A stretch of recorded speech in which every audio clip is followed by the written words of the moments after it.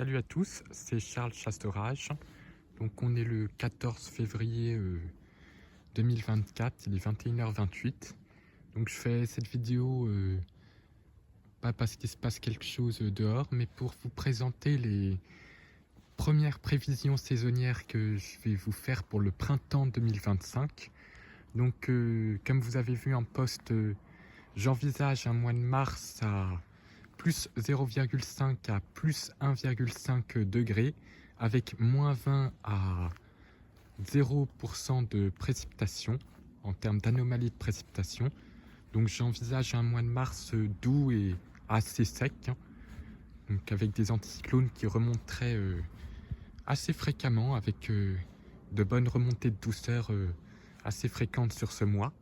Ensuite, pour le mois d'avril, j'envisage un mois à moins 0,5 à plus 0,5 degrés et à moins 10 à plus 10%, donc des précipitations proches des normales et des températures proches des normales, cachant des disparités, certainement avec des bonnes remontées de chaleur remontant du Maroc et d'Espagne, mais avec des descentes polaires qui peuvent se produire et, comme vous le savez, à cette période provoque souvent des gels de printemps, donc assez dommageable pour la végétation. Donc j'envisage un risque de gel assez élevé quand même pour ce mois d'avril 2024. Donc si la végétation prend un peu d'avance, on risque d'avoir quelques dégâts.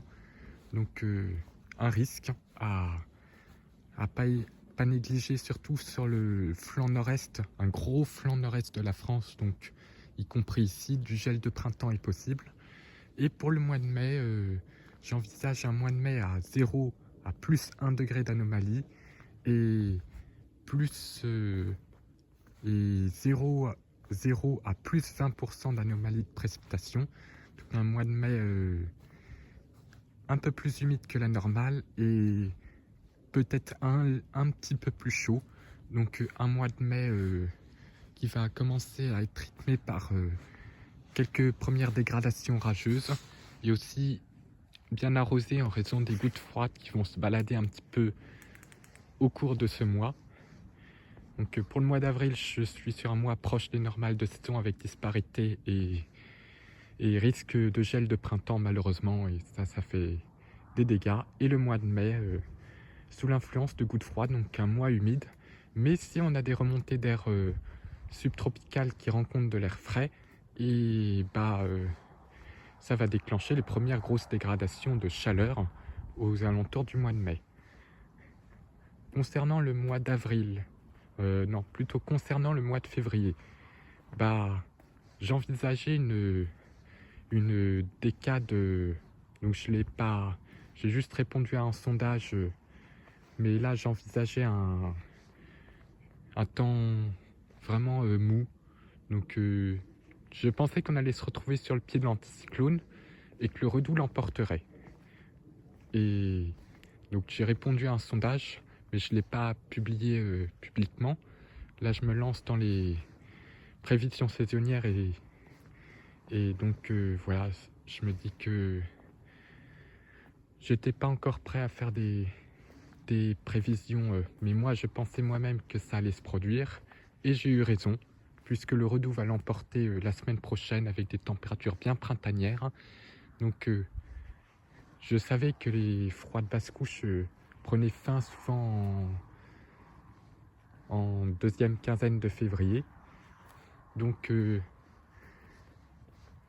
m'étais dit qu'on allait encore avoir de la chance pour la première quinzaine grâce aux froids de basse couche, mais que ça allait plus être le cas en deuxième quinzaine, que j'étais sûr qu'il allait y avoir un gros redoux. Et j'ai eu raison, le redoux va bien l'emporter dans cette bataille entre l'air doux et l'air frais, l'air très froid et l'air bien doux. Donc c'est le redoux qui va l'emporter. Comme on n'a plus de phénomène de basse couche après le 15 février, et le soleil va s'imposer, et comme il est de plus en plus fort et que les jours sont de plus en plus longs, les températures vont pouvoir flamber. Donc je commence à découvrir du 14, du 15, voire du 16 degrés sur les modèles. Donc c'est une bonne nouvelle pour qu'on ait moins froid, parce que là il gèle à moins 0,4 ce soir, mais la mauvaise nouvelle, c'est le réveil de la végétation qui va pouvoir commencer, et ça va être encore très précoce et ça nous expose au risque de gel. Sinon, si je fais un pré-bilan de l'hiver, puisqu'on est déjà à la mi-février, je suis assez déçu quand même par cet hiver, hein, puisque la neige de Caetano, c'était carrément en dehors de l'hiver, quand les arbres avaient encore presque, pas tous, mais une grande partie des arbres étaient encore chargés de feuilles, donc c'était la fin de l'automne. Donc le plus gros épisode neigeux a eu lieu en automne. Concernant l'hiver, heureusement que je suis allé dans les Vosges pour voir de beaux paysages enneigés, parce qu'en plaine ça n'a pas été terrible. Niveau vent, pas vraiment génial, hein. Donc juste des coups de vent. On a eu juste la tempête Florian qui était assez importante, sinon un mois quand même très très mou, hein, avec du brouillard givant, mais c'est tout.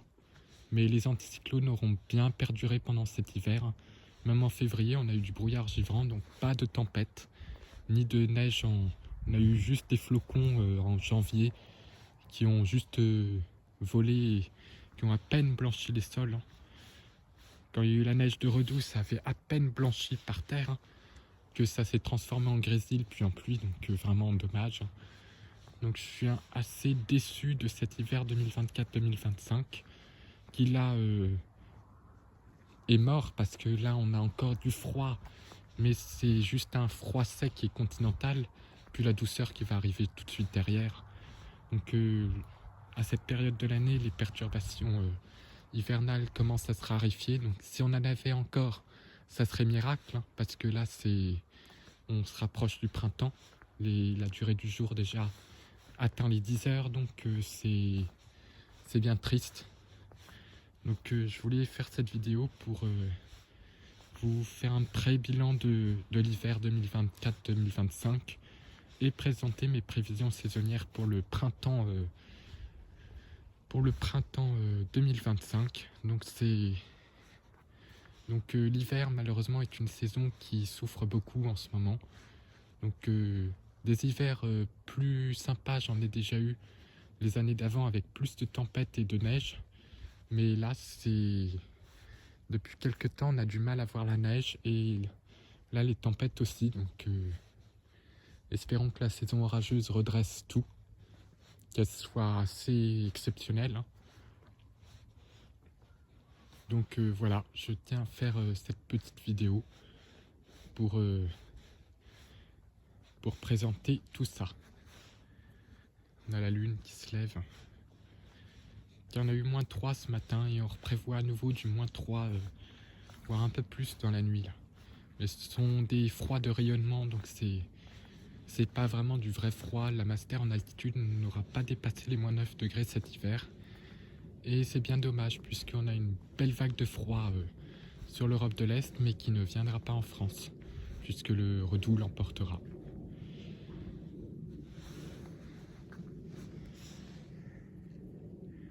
Et à plus pour de nouvelles vidéos.